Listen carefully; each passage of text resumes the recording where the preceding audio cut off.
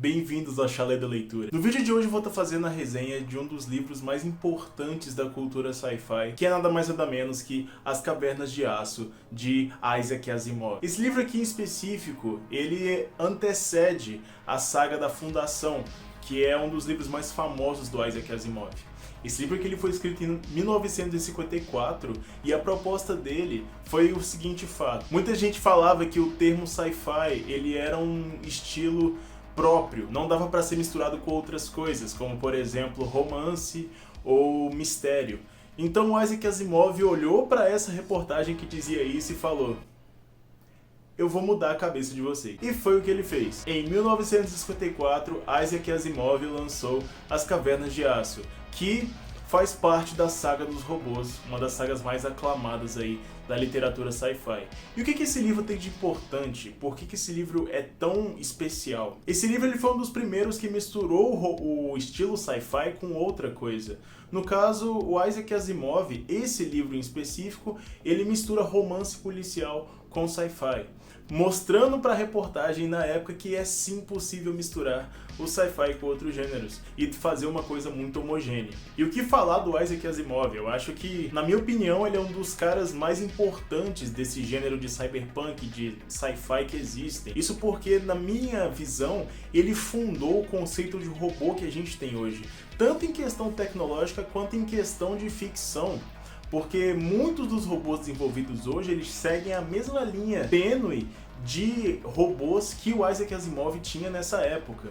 E o que seria isso? Além de que o Isaac Asimov ele é considerado o pai da robótica, ele inspirou muitos outros autores, como por exemplo Philip K. Dick de Blade Runner, O Homem no Castelo Alto, Ubik, William Gibson da trilogia Sprawl, né? Neuromancer, Mona Lisa Overdrive, Count Zero, inclusive a trilogia tá aqui, eu acho, é isso. Até inspirou o Ernest Cline também, com Ready Player One e Armada. Então, ele é um cara muito popular no tema sci-fi. Eu acho que se não fosse por ele, a gente não tinha nem 40% do material de sci-fi, de futuro tecnológico que a gente tem hoje. Então, muito obrigado, o bom doutor, muito obrigado, Isaac Asimov, muito obrigado pela sua inteligência em relação à robótica, porque realmente mudou o mundo. E sobre o que esse livro se trata? Ele se passa num futuro um tanto quanto longínquo do nosso, onde a gente já começou a colonização espacial. E o que seria a colonização espacial? Bom, galera, daqui a um tempo, eu não sei se vocês sabem, mas infelizmente o nosso planeta Terra não vai durar. Seja em questão de recurso, ou seja em questão dele estar ali. Isso porque daqui a um tempo, se eu não me engano 5 milhões de anos, ou bilhões, não me lembro agora, o Sol vai inflar e vai absorver a Terra. E para que a raça humana sobreviva, ela precisa de ir para outros lugares. E a colonização espacial não é nada mais nada menos do que isso. O Isaac Asimov ele retrata um futuro onde os humanos conseguiram colonizar outros planetas e eles fundaram essa linha de planetas chamadas planetas siderais. E com a evolução, né, vários humanos foram para esses planetas e eles tiveram evoluções, e esses humanos são chamados de siderais. Os planetas em questão, os mais famosos são Aurora, onde tem os Auroreanos, e Solaria, onde tem os Solarianos. Cada um tem um estilo de vida diferente, e a partir desses estilos de vida diferentes, a evolução em cada planeta aconteceu. É meio que uma questão meio darwiniana também, onde o ser humano ele evolui para sobreviver ao planeta em si. Então, por exemplo, em Solaria, você tem pessoas que são muito mais fortes, muito mais bronzeadas, para aguentar o sol, que é enorme lá. Um ser humano normal, um terráqueo, ele não conseguiria. E por aí vai. E as pessoas que ficaram aqui na Terra, pela gente ter literalmente esgotado todos os recursos, por a gente ter literalmente usado 120% da Terra, se é que isso é possível, nós vivemos em cavernas de aço, ou úteros de aço, né, como Isaac Asimov descreve nos livros. Esses úteros de aço, eles abrigam o que restou da população dos terráqueos. E o que seria esse final de população? São literalmente as cidades mais famosas do mundo, né? Nós temos Nova York, temos um útero do mundo também no Canadá, entre outras cidades que abrigam grande parte da população. E como a gente já usou todos os recursos da Terra, é muito normal a gente não ter nada orgânico. Vou dar um exemplo, em uma parte do livro, o nosso protagonista, que eu já vou falar dele, ele vai em Aurora e ele vê uma maçã. E para ele aquilo ali é tudo novo, porque realmente não dá para cultivar mais nada na Terra. Então todos os nossos recursos são feitos em laboratórios. A carne é feita em laboratório, a dieta ela é feita a partir de um racionamento, né? Porque as pessoas não conseguem comer de uma forma normal como a gente come hoje. Se você tem fome agora, você come, mas lá na época não. Você tem horários para comer e se você passar desse horário, acabou para você. E a história gira em torno do ponto de vista de Elijah Baley, o nosso protagonista dessa série, um dos protagonistas no caso, vocês vão entender o porquê que eu tô falando isso. Elijah Baley é um investigador da polícia, um dos mais renomados na sua área. E apesar dele não ter um rank tão alto, ele é muito confiável porque o comandante, né, o comissário de polícia que tá na unidade dele foi amigo dele na faculdade. Então os dois têm uma ligação muito próxima ali. Elijah é contratado para investigar um assassinato em Aurora, que não faz o menor sentido. Não pode ter sido um robô, mas também não tem vestígios de que possa ter sido um ser humano. E por que não pode ser um robô? O Isaac Asimov, ele fundou o que a gente chama de as 3 leis da robótica. A primeira lei é que um robô não pode ferir um ser humano ou por inação permitir que um humano se machuque. Já a segunda lei, ela fala que um robô deve obedecer o ser humano em qualquer caso, exceto nos casos que ela entra em interferência com a segunda lei. O que isso quer dizer? Se você chegar pro seu robô e falar: robô, eu tô passando um perrengue com meu vizinho, eu quero que você mate ele. Ele não vai aceitar, porque isso vai significar ferir um ser humano.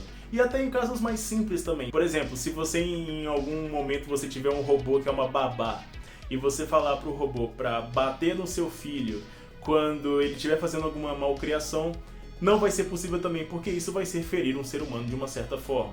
Então a segunda lei tá aí para isso. E a terceira lei, eu acho que é a mais controversa. Um robô deve proteger a sua existência, contanto que essa proteção não entre em conflito com a primeira e a segunda lei. E o que isso quer dizer? Se um ser humano quiser quebrar um robô, quiser matar ele, acabar com a existência dele, o robô ele tem que deixar. Por que ele tem que deixar? Porque se ele for revidar, ele vai atacar um humano. Logo, isso é impossível. O que ele pode fazer é correr, na maioria das vezes. Mas, por exemplo, se um humano falar pare, ele vai ter que parar. Então, é algo bem controlado.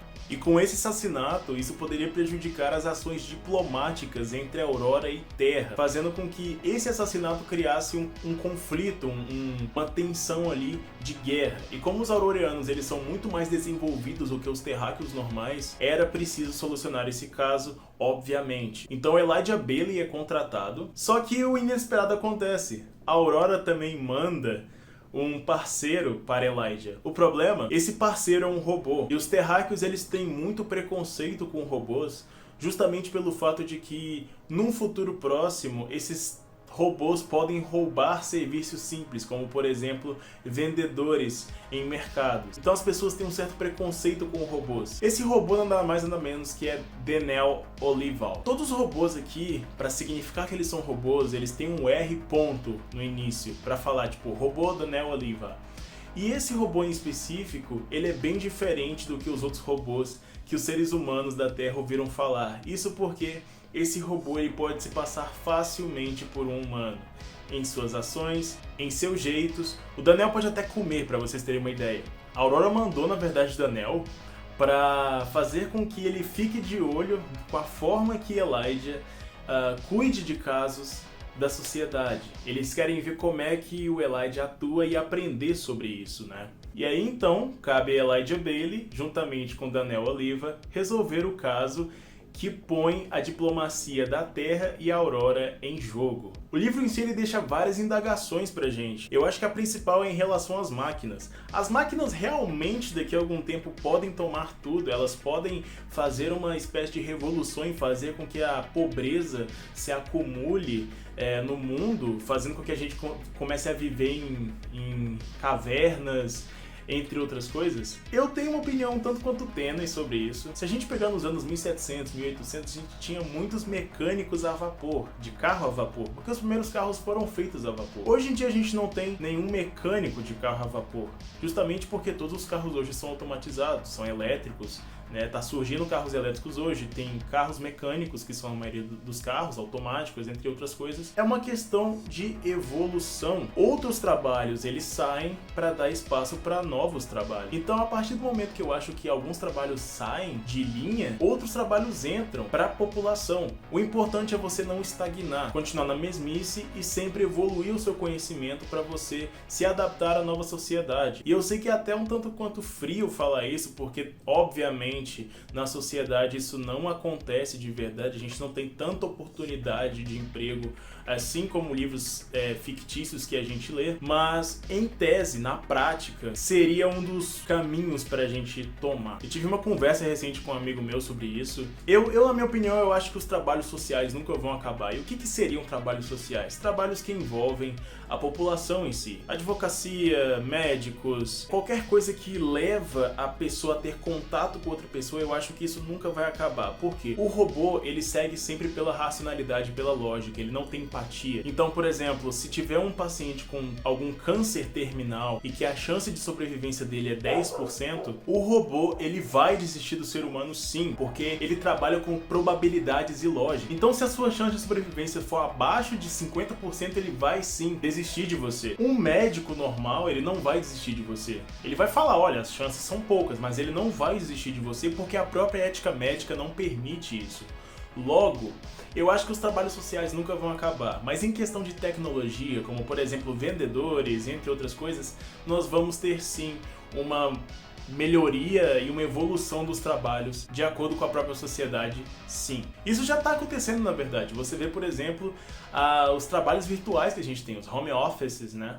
E entre outras coisas como vendas que já são automatizadas, a gente percebe que essas vendas automatizadas são muito mais baratas ou muito mais em conta que uma compra que você faz pessoalmente. E a gente pode citar aí sem dúvidas os próprios livros, né?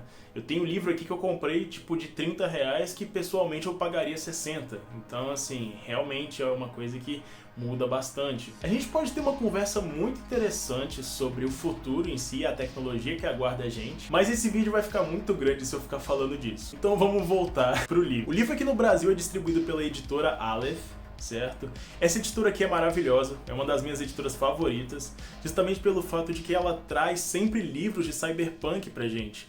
Ela é responsável por trazer os livros do Isaac Asimov, do William Gibson, do Philip K. Dick, né? Uma das editoras que trazem os livros do Philip K. Dick é a Aleph, entre outros livros que realmente fazem a diferença aí no universo literário sci-fi, né?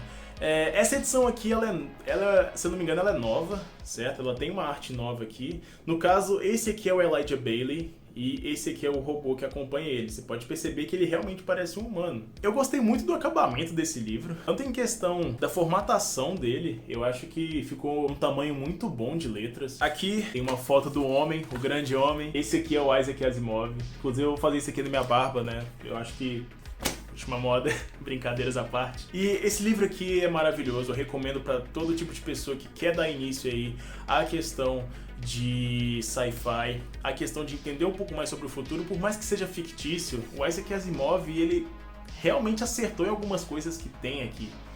E se você quiser ficar mais a fundo sobre esse universo, recomendo muito que você leia. Minha nota para esse livro é definitivamente 5 de 5.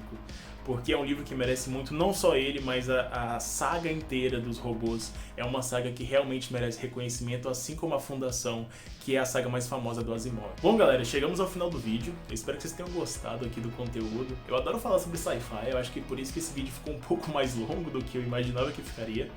Mas enfim, eu acho que quanto mais conteúdo que eu trazer pra vocês, eu acho que é mais legal para as pessoas que estão assistindo e que gostam, né?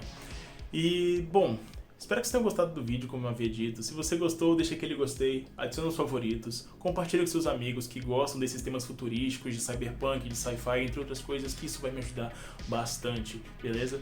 Então é isso, galera. Vou ficando por aqui. Dúvidas, críticas, comenta aí, eu sempre leio todos os comentários, vocês sabem disso, ok? Sempre à sua disposição, o Chalé da Leitura.